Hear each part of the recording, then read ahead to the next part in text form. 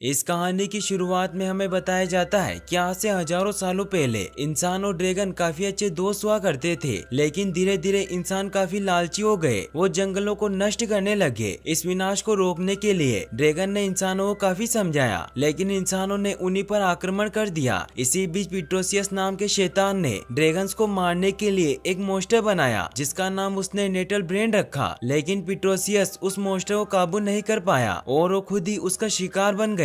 फिर natal brain ने सभी ड्रैगन्स को मारना शुरू कर दिया, क्योंकि ड्रैगन्स की आग का उस पर कोई असर नहीं होता। इसीलिए सारे ड्रैगन्स उससे डरकर कहीं दूर छिप गए और नेटल ब्रेन थककर अपने किले में लौट आया। वहीं फिर हमें दूर पहाड़ों में ड्रैगन्स को दिखाया जाता है, जो सबसे छिपकर रह रहे होते हैं, जिसकी वजह से उनकी आजादी पूरी तरीके से छीन चुकी है। वहीं हमें फायर ड्रैग को दिखाया जाता है, जो अपनी दोस्त सोरेल से कहता है कि मुझे छिपकर रहना अच्छा नहीं लगता। तो सोरेल उसे समझाती है कि हम यहाँ सुरक्षित हैं। फिर सोरेल अपने घर चली जाती है। सोरेल एक ब्राउनी होती है, इसीलिए अपने परिवार के साथ पेड़ों में रहा करती थी। फायर ड्रैग स्लेट बियर्ड के पास जाता है, जो बहुत ही ओल्ड ड्रैगन होते हैं, और वो हमेशा उसे रियल ड्रैगन की कहानियां सुनाया करते थे। वो उसे कहते हैं कि पहले ड्रैगन रिम ऑफ हेवन में रहा करते थे, जो ड्रैगन्स के लिए स्वर्ग है, जहाँ चांद के फूल खिलते हैं। तो फायर ड्रैग उनसे पूछता है कि वो कहाँ है, तो कहते हैं कि वो दुनिया के दूसरे छोर पर पहाड़ों के बीच है। ये सुनकर फायर ड्रैग बहुत खुश होता है और अगले दिन वो सोरेल को इसके बारे में बताता है। वो उसे कहता है कि वो ड्रैगन्स के लिए स्वर्ग है और मैं वहाँ असली ड्रैगन्स की तरह रह सकता हूँ। तो सोरेल उसे कहती है कि मेरे डैड कहते हैं कि इस घाटी के बाहर हमारी जान को खतरा है। तभी उन्हें एक ब्लास्ट की आवाज सुनाई देती है, और फिर जब वो उस तरफ जाते हैं तो देखते हैं कि इंसान धीरे धीरे जंगलों को काट रहे हैं। यह देखकर वो काफी डर जाते हैं। फिर वो वापस आकर सभी को बताते हैं, जिससे सभी काफी डर जाते हैं। तो बोटलनेक सभी को शांत करते हैं और उन्हें कहते हैं कि इंसान इसी तरह आगे बढ़ते रहे तो पूनम का चांद दिखने तक वो यहाँ पहुँच जाएंगे। इसीलिए वो सभी को छिपने की जगह बनाने को कहते हैं। फायर ड्रैग सोरेल से कहता है कि हमें छिपने की क्या जरूरत है, हम रिम ऑफ हेवन में जा सकते हैं। इसीलिए हम दोनों मिलकर रिम ऑफ हेवन ढूंढेंगे और वापस आकर सभी को वहाँ ले जाएंगे। तभी सोरेल की मॉम उसे ढूंढते हुए वहाँ आ जाती है और वो उसे अपने साथ घर ले जाती है, जहाँ उसके पेरेंट्स काफी परेशान होते हैं। सोरेल अपने पेरेंट्स को कहती है कि हमें इस घाटी से दूर किसी सुरक्षित जगह पर जाना चाहिए। तो उसके डैड उसे कहते हैं कि अगर मुझे कोई ऐसी जगह पता होती तो अब तक हम चले गए होते। वहीं हमें फायर ड्रैग को दिखाया जाता है, जिसे रात में नींद नहीं आ रही थी, इसीलिए वो अकेले ही रिम ऑफ हेवन ढूंढने जाने का डिसाइड करता है। तभी सोरेल भी उसके पास आती है और उसे कहती है कि मैं भी तुम्हारे साथ चलूंगी। फिर वो दोनों साथ में वहाँ से निकल जाते हैं। उन्हें वहाँ एक सिटी दिखाई देती है और वो वहाँ जाकर रिम ऑफ हेवन के बारे में इंफॉर्मेशन कलेक्ट करने का डिसाइड करते हैं। वहीं फिर हमें बेन नाम के लड़के को दिखाया जाता है, जो कि एक ज्वेलरी शॉप से नेकलेस चुरा लेता है, लेकिन इस बात का पता शॉपकीपर को चल जाता है और वो उसे पकड़ने के लिए उसका पीछा करने लगता है। इसीलिए बेन उनसे बचने के लिए भीड़ में से एक कॉस्ट्यूम पहन लेता है और छिपकर वहाँ से निकल जाता है। वहीं सोरेल और फायर ड्रैग भी सिटी में पहुँच जाते हैं, जहाँ सोरेल फायर ड्रैग को कहती है कि मैं रिम ऑफ हेवन के बारे में इंफॉर्मेशन पता करती हूँ और तुम कहीं छुप जाओ, क्योंकि कोई भी तुम्हें देखकर डर सकता है। फिर वो वहाँ से चली जाती है। फायर ड्रैग एक गैराज में जाकर छिप जाता है, जहाँ वो पोस्टर लगा हुआ देखता है, जिसमें एक लड़का ड्रैगन की सवारी कर रहा था। इससे उसे स्लेट बियर्ड की बात याद आती है कि महान ड्रैगन राजाओं के जमाने में इंसानों और ड्रैगन के साथ में उड़ान भरा करते थे। तभी वहाँ बेन भी पहुँच जाता है, क्योंकि वो वही रहा करता था। वो ड्रैगन को देखकर काफी डर जाता है, क्योंकि वो उससे बात कर रहा था।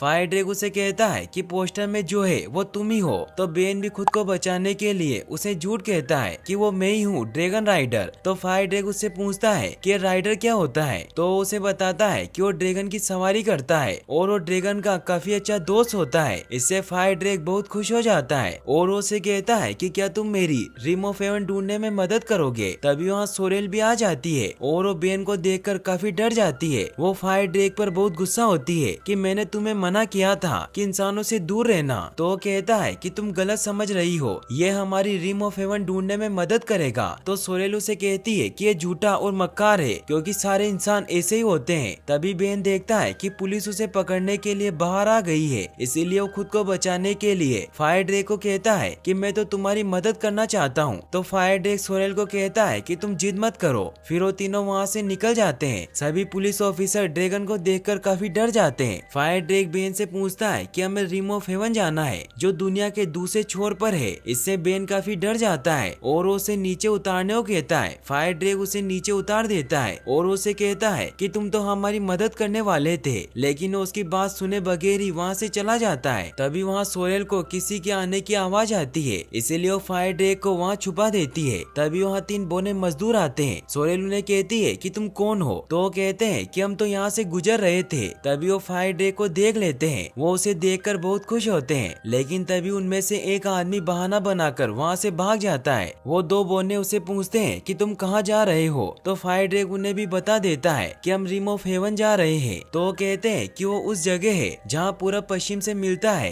साथ ही वो उससे ये भी बताते हैं कि कहानी के मुताबिक जिस दिन रिम ऑफ हेवन मिल जाएगा तब चांदी सोने से भी महंगी हो जाएगी। बेन भी छिपकर उनकी ये बातें सुन रहा होता है और वो सोना और चांदी की बात सुनकर बहुत खुश होता है कि अगर मुझे ढेर सारा सोना चांदी मिल जाए तो मुझे कभी भी चोरी नहीं करनी पड़ेगी। वहीं फायर ड्रैग उन्हें कहता है कि मुझे वहाँ जाने का रास्ता ढूंढना है, तो बोने वहाँ से चले जाते हैं। तभी बेन वापस उनके पास आ जाता है और उसे कहता है कि हम मिलकर रिम ऑफ हेवन को ढूंढेंगे। तो सोरेल और बेन के बीच लड़ाई हो जाती है, क्योंकि सोरेल को उस पर विश्वास नहीं था और उसे कहती है कि तुम झूठे और दगाबाज हो। तभी फायर ड्रैग को वहाँ एक किला दिखाई देता है। वहीं हमें उस बोने को दिखाया जाता है जो वहाँ से भाग गया था, जिसका नाम ग्रेवल बियर्ड होता है। वो एक महल की तरफ खुशी से भागता हुआ जा रहा होता है। वहीं फिर हमें किले में नेटल ब्रेंड को दिखाया जाता है, जो अपने एक सर्वेंट ट्विंगलैंग के साथ 500 सालों से यही रह रहा था। तभी ग्रेवल बियर्ड उसके पास आता है और उसे बताता है कि मैंने पहाड़ी पर एक मोटा सा सिल्वर ड्रैगन देखा। तो नेटल ब्रेंड इससे काफी खुश हो जाता है। फिर उसका शिकार करने के लिए उस तरफ निकल जाते हैं। वहीं फायर ड्रैग भी किले को देख रहा होता है और उसे भी एहसास हो जाता है कि कोई हमारी तरफ ही आ रहा है, इसीलिए वो तीनों वहाँ से निकल जाते हैं। नेटल ब्रेंड जब वहाँ पहुँचता है तो देखता है कि फायर ड्रैग वहाँ से उड़ गया है, इसीलिए उनका पीछा करने के लिए ट्विंगलैंग को भेजता है और उसे कहता है कि तुम वीडियो कॉल के जरिए मुझे सारी इन्फॉर्मेशन देना। वो कोए पर बैठकर वहाँ से निकल जाता है। वहीं घाटी में सभी लोग फायर ड्रैग और सोरेल को ढूंढ रहे होते हैं, लेकिन उन्हें वो नहीं मिलते। वहीं फायर ड्रैग और बाकी सब पूर्व की तरफ बढ़ रहे होते हैं। तभी वो एक तूफान में फंस जाते हैं, जिसकी वजह से वो सभी नीचे गिरकर बेहोश हो जाते हैं। फिर हमें दिखाया जाता है कि बेन की जब आँख खुलती है तो रेगिस्तान में होता है और सोरेल भी वहीं होती है, लेकिन उन्हें फायर ड्रैग कहीं नजर नहीं आता।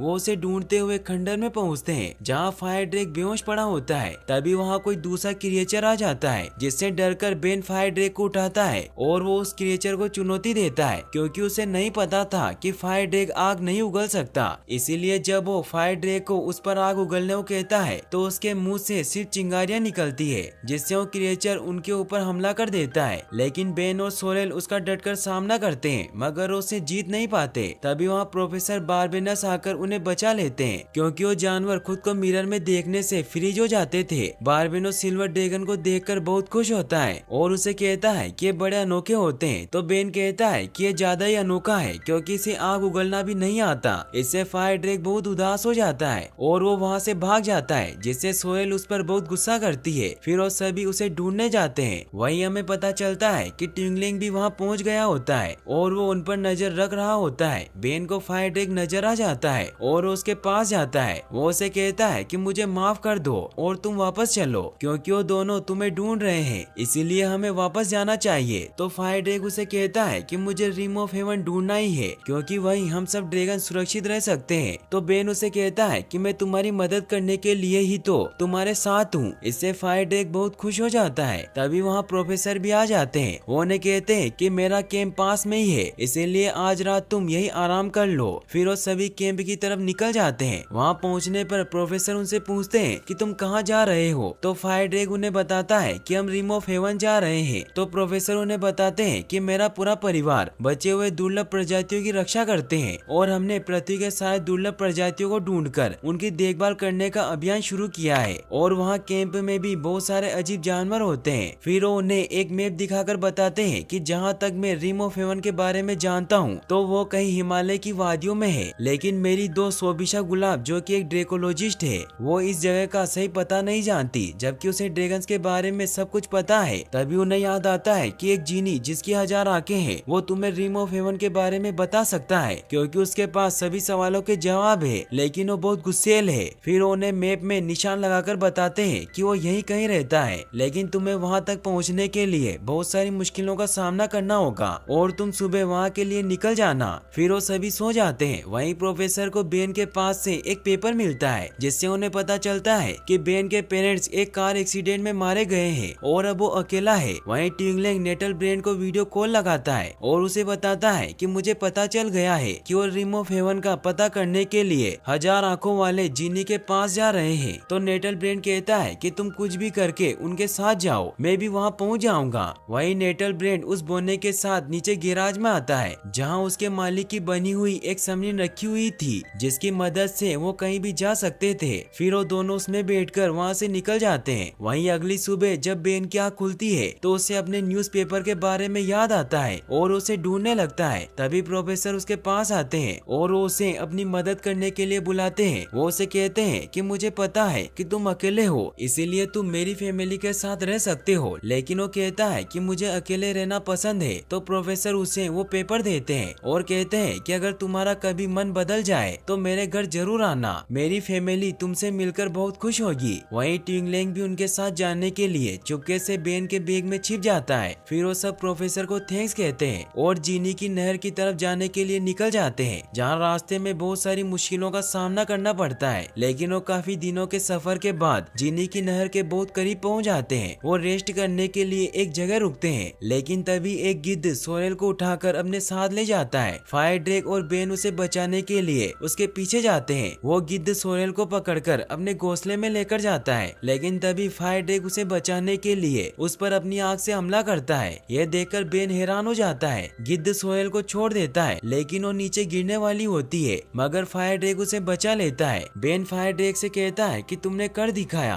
और तुम अब आग उगल सकते हो, तो इससे वो बहुत खुश होते हैं। तभी वहाँ सोरेल को जीनी की नहर नजर आती है। फिर वो वहाँ जीनी को ढूंढने लगते हैं। तभी वहाँ बेन को एक पुरानी कार दिखाई देती है जिसमें लिखा होता है कि हॉर्न बजाओ, और बेन जब जैसे उस हॉर्न को प्रेस करता है तो गाड़ी के साइलेंसर में से जीनी बाहर निकलने लगता है। वो जीनी उनसे पूछता है कि बोलो तुम्हारा क्या सवाल है, तुम जो चाहे वो पूछ सकते हो, लेकिन एक शर्त पर कि वो सवाल मेरे लिए नया होना चाहिए। फिर वो सभी सोच में पड़ जाते हैं, लेकिन फायर ड्रैग कहता है कि हमें जिन से रिम ऑफ हेवन का पता पूछना ही होगा। तो बेन कहता है कि ये सवाल तो उसने 100 बार सुना होगा। तो फायर ड्रैग कहता है कि मैं ये मौका गवा नहीं सकता, भले इसमें मेरी जान क्यों ना चली जाए। फिर वो जिन से पूछने लगता है कि रिम ऑफ हेवन कहाँ पर है, लेकिन तभी बेन उसे रोककर पूछता है कि बताओ रिम ऑफ हेवन कहाँ पर नहीं है। तो इससे जिन भी बहुत हैरान होता है, क्योंकि ये सवाल उससे कभी किसी ने नहीं पूछा था। बेन उसे कहता है कि मुझे हर वो जगह बताओ जहाँ रिम ऑफ हेवन नहीं है। तो जिनी कहता है कि इसमें तो मेरी पूरी जिंदगी निकल जाएगी। इसीलिए वो बेन को अपनी आंखों की मदद से रिम ऑफ हेवन के दृश्य दिखाता है कि वो कहाँ पर है। फिर बेन बेहोश हो जाता है। जिनी उनसे कहता है कि तुम्हें कोई और सवाल पूछना है। तो सोरेल गलती से कह देती है कि हम यहाँ से कैसे निकल सकते हैं। तो जिनी कहता है कि ये सवाल तो मैंने 1000 बार सुना है। फिर वो उन सब पर अटैक करने लगता है, मगर तभी वहाँ नेटल ब्रेन भी पहुँच जाता है और वो भी फायर ड्रैग को मारने के लिए उस पर हमला करने लगता है, जिस वजह से नेटल ब्रेन और जीनी के बीच फाइट होने लग जाती है। इस बात का फायदा उठाकर फायर ड्रैग सभी को बचाकर वहाँ से निकल जाता है। बेन उस जीनी के जादू की वजह से अजीब अजीब हरकतें करने लगता है। तभी सोरेल को याद आता है कि प्रोफेसर की दोस्त यहीं कहीं रहती है, इसीलिए उनसे मदद लेने के लिए उनकी तरफ निकल जाते हैं। वहीं नेटल ब्रेन उस जीनी को मार देता है और अब वो दोनों वहीं रुककर ट्विंगलिंग के मैसेज का इंतजार करते हैं ताकि उन्हें पता चल सके कि वो अब कहाँ जा रहे हैं। सोरेल फायर ड्रैग को मैप की मदद से गाइड करती है, जिससे वो उस गांव में पहुंच जाते हैं। वहां पहुंचने पर बेन भी ठीक हो जाता है। सभी गांव वाले ड्रैगन को देखकर बहुत खुश होते हैं और वो उन्हें सुबिशा गुलाब के पास लेकर जाते हैं, जो बेन को देखकर बहुत खुश होती है क्योंकि उन्हें लगता है कि वो भी एक ड्रैगन राइडर है। फिर वो उन सभी को ड्रैगन के मंदिर में लेकर जाती है, जहाँ फायर ड्रैग उनसे पूछता है कि हमें जानना है कि रिम ऑफ हेवन कहाँ है। तो वो कहती है कि उसके बारे में तो कोई नहीं जानता क्योंकि उस जगह को दुनिया से छिपा कर रखा गया है। फिर वो उन्हें बताती है कि वोरेन ड्रैगन की सवारी करने वाला अकेला इंसान था और जब नेटल ब्रेन ने ड्रैगन पर हमला किया तो उन्हें रिम ऑफ हेवन में ले गया और उस जगह को एक खास चाबी से बंद कर दिया। लेकिन जब वोरेन दूसरे ड्रैगन की खोज में निकला तो नेटल ब्रेन ने उस चाबी को छीनकर उसे मार डाला। लेकिन मरते मरते वोरेन ने भविष्यवाणी की थी कि जब रिम ऑफ हेवन मिल जाएगा तब चांदी सोने से भी ज्यादा कीमती हो जाएगी। तभी बेन को बैग में से कोई आवाज आती है और जब वो अपना बैग खोलता है तो उसमें से ट्विंगलिंग निकलकर भागने लगता है, मगर सोरेल उसे पकड़ लेती है और कहती है कि तुम कौन हो। तो कहता है कि मैं आपका दुश्मन नहीं हूँ, मुझे नेटल ब्रेन ने भेजा है। तो सोहेल उसे मारने लगती है। तो वो कहता है कि मुझे मत मारो, मुझे ये काम मजबूरी में करना पड़ता है। तो फायर ड्रैगन उससे पूछता है कि नेटल ब्रेन हमसे क्या चाहता है। तो वो कहता है कि वो आपके जरिए रिम ऑफ हेवन में पहुंचना चाहता है। तभी टिंगलेंग को नेटल ब्रेन का कॉल आता है और टिंगलेंग उन्हें कहता है कि अगर मैं मालिक को दूसरी जगह भेज दूं तो आप मुझे नहीं मारोगे। सोरेल उसकी बात मान लेती है। टिंगलेंग नेटल ब्रेन से बात करता है और उसे झूठ कह देता है कि हम नॉर्थ पोल की तरफ जा रहे हैं क्योंकि रिम ऑफ हेवन वही है। लेकिन तभी वहाँ कोई आदमी खाना लेकर आता है जिसकी वजह से टिंगलेंग का फोन नीचे गिर जाता है और नेटल ब्रेन को सारी सच्चाई पता चल जाती है। सुविशा गुलाब उन्हें कहती है कि तुम उसके यहाँ आने से पहले रिम ऑफ हेवन ढूंढ लो। तो सोरेल कहती है कि हम नहीं जानते कि वो कहाँ है। तो फायर ड्रैगन बेन से कहता है कि तुमने जिनी की आंखों में क्या देखा था। तो बेन कहता है कि मुझे कुछ याद नहीं है। तो सुविशा गुलाब उसे अपने साथ लेकर जाती है और उस पर अपना जादू करती है जिससे उन्हें पता चलता है कि उनकी पहली स्टेज हिमालय की वो जगह है जिसकी एक चोटी आधे चांद के जैसी है। फिर उन्हें नक्शे में उस पहाड़ की लोकेशन पॉइंट करके देती है। लेकिन तभी नेटल ब्रेन का कोआ उस मैप को लेकर उड़ जाता है। तो उन्हें बताती है कि हिमालय पर्वत उस दिशा में है और तुम्हें सही रास्ता ड्रैगन राइडर दिखाएगा। तो बेन उन्हें कहता है कि मैं कुछ नहीं जानता। तो उसे कहती है कि तुम्हें खुद पर भरोसा करना होगा। फिर वो उन्हें एक जैकेट देते हैं। फिर वो वहाँ से निकल जाते हैं। साथ ही वो टिंगलेंग को भी साथ ले लेते हैं। वो उस आधे चांद वाली चोटी तक पहुँच जाते हैं और बेन सुविशा गुलाब के मैजिक की मदद से फायर ड्रैगन को रास्ता बताता जाता है। तभी नेटल ब्रेन भी वहाँ पहुँच जाता है और उन पर हमला करने लगता है। लेकिन बेन और बाकी सब काफी मुश्किल से उससे अपनी जान बचा लेते हैं और वो नीचे गिर जाता है। फिर वो उस खुफिया गेट तक पहुँच जाते हैं जहाँ रिम ऑफ हेवन होता है। वो उस गेट को ओपन करते हैं लेकिन वो एक पुरानी गुफा होती है जिससे बेन को लगता है कि रिम ऑफ हेवन का कोई वजूद नहीं है। वहीं नेटल ब्रेन नीचे गिरने के बाद भी बच जाता है और वो जोर से चिल्लाता है जिससे बेन काफी डर जाता है और वो सभी को कहता है कि हमें वापस जाना होगा। तो फायर ड्रैगन उसे कहता है कि मैं कहीं नहीं जाऊंगा जब तक मुझे रिम ऑफ हेवन नहीं मिल जाता। तो बेन उसे कहता है कि रिम ऑफ हेवन जैसी कोई जगह नहीं है, इसीलिए हमें यहाँ से जाना होगा। लेकिन फायर ड्रैगन उसे कहता है कि हम ऐसे हार नहीं मान सकते। तो बेन उसकी नहीं सुनता और अकेले ही वहाँ से चला जाता है। बेन बाहर आता है तभी उसे नेटल ब्रेन के आने की आवाज आती है, इसीलिए वो एक टीले के पीछे छिप जाता है जिससे नेटल ब्रेन उन्हें नहीं देख पाता और वो सिल्वर ड्रैगन की तरफ बढ़ जाता है। तभी बेन देखता है कि नेटल ब्रेन गोल्ड का है क्योंकि उसके जो पार्ट्स टूटे थे वो गोल्ड के थे। इससे उसे वो भविष्यवाणी याद आती है। वहीं नेटल ब्रेन सिल्वर ड्रैगन को मारने के लिए उस गुफा में आ जाता है। यह देखकर सोहेल उसे कहती है कि हमें कुछ भी करके यहाँ से निकलना होगा। तो फायर ड्रैगन कहता है कि मैं अब नहीं भाग सकता, मुझे अपनी पूरी ड्रैगन प्रजाति के लिए लड़ना ही होगा। फिर वो नेटल ब्रेन से लड़ने के लिए उसके सामने आ जाता है मगर नेटल ब्रेन बहुत ही ताकतवर होता है, इसीलिए वो फायर ड्रैगन को मारने लगता है। बेन भी वहाँ पहुँच जाता है और उन्हें कहता है कि मुझे वो भविष्यवाणी समझ आ गई। इसका मतलब ये है कि वो सोना है और तुम चांदी, इसीलिए तुम्हें उसे हराना होगा। तो फायर ड्रैगन कहता है कि मेरी आग नहीं निकल रही। तभी नेटल ब्रेन उसे पकड़ लेता है। यह देखकर सोरेल और बेन भी उसे बचाने के लिए उस पर हमला करते हैं लेकिन वो उन्हें दूर फेंक देता है और बेन को पकड़ लेता है। बेन फायर ड्रैगन को समझाता है कि तुम मेरे बिना आग उगल सकते हो, लेकिन फिर भी फायर ड्रैगन को अपने ऊपर विश्वास नहीं होता। इससे बेन समझ जाता है कि जब कोई मुसीबत में होता है तभी वो आग उगल सकता है, इसीलिए वो नेटल ब्रेन को कहता है कि तुम चाहो तो मुझे खा लो लेकिन मेरे दोस्त को कुछ मत करना। नेटल ब्रेन बेन को खाने लगता है मगर तभी फायर ड्रैगन अपनी फुल पावर का इस्तेमाल करता है और वो नेटल ब्रेन को पूरी तरीके से जलाकर खाक कर देता है। बेन और सोहेल इससे बहुत खुश होते हैं कि भविष्यवाणी सच थी, लेकिन फायर ड्रैगन उदास हो जाता है और कहता है कि कोई रिम ऑफ हेवन नहीं है। तभी सोहेल को एक जेम दिखाई देता है जो नेटल ब्रेन के गले में था और यही वॉरेन की चाबी थी। उसे वहाँ उस चाबी का लॉक भी दिखाई देता है और जब वो उस चाबी को लॉक में डालती है तो वहाँ एक गेट खुल जाता है। जब वो उसके अंदर जाते हैं तो वहाँ बहुत ही खूबसूरत दुनिया होती है और यही रिम ऑफ हेवन होता है जहाँ चांद के फूल और बाकी ड्रैगन भी होते हैं। लेकिन बेन काफी उदास हो जाता है तो फायर ड्रैगन उसके पास आता है और उसे कहता है कि तुम हमारे साथ रह सकते हो और चाहो तो वापस जा सकते हो। तो बेन को प्रोफेसर के बारे में याद आता है और उन्हें कहता है कि मैं प्रोफेसर के साथ रह सकता हूँ और उनकी जानवरों को बचाने में मदद कर सकता हूँ। इससे वो भी बहुत खुश होता है। तभी टिंगलेंग भी वहाँ आता है और उन्हें कहता है कि मेरा क्या होगा। तो बेन उसे कहता है कि तुम भी मेरे साथ आ सकते हो क्योंकि मुझे पूरा विश्वास है कि प्रोफेसर तुम्हें देखकर बहुत खुश होंगे। फिर फायर ड्रैगन कहता है कि मुझे अपने परिवार को यहाँ लाना है, इसीलिए हमें जल्दी चलना होगा। फिर वो वहाँ से निकल जाते हैं। वहीं हमें घाटी में सभी ड्रैगन को दिखाया जाता है, जहाँ उन्हें लगता है कि इंसानों ने फायर ड्रेक और सोरेल को मार दिया है, इसीलिए वो सब उन पर अटैक करने की तैयारी कर रहे होते हैं। लेकिन तभी फायर ड्रेक और सोरेल वहाँ आ जाते हैं। वो सब उन्हें जिंदा देखकर बहुत खुश होते हैं। फिर फायर ड्रेक उन्हें कहता है कि हम रिम ऑफ हेवन ढूंढने गए थे और हमने वो जगह ढूंढ ली। फिर उन्हें सबूत के तौर पर चांद के फूल दिखाते हैं। बोटल नेक उसे कहते हैं कि हमें लगा था कि इंसानों ने तुम्हें मार दिया। तो फायर ड्रेक उन्हें कहता है कि जैसा हम सोचते हैं सारे इंसान वैसे नहीं होते, क्योंकि बहुत सारे इंसान ने हमारी मदद की। फिर वो सभी रिम ऑफ हेवन के लिए निकल जाते हैं। वहीं हमें दिखाया जाता है कि बेन ज्वेलरी शॉप के ओनर को उसकी चुराई हुई चीजें वापस पार्सल कर देता है और उन्हें सोरी के साथ साथ नेटल ब्रेन के सोने का टुकड़ा भी भेजता है, जिसे देखकर वो बहुत खुश हो जाते हैं। वहीं बेन भी अब खुशी से प्रोफेसर के साथ रह रहा होता है और यहीं पर इस मूवी की हैप्पी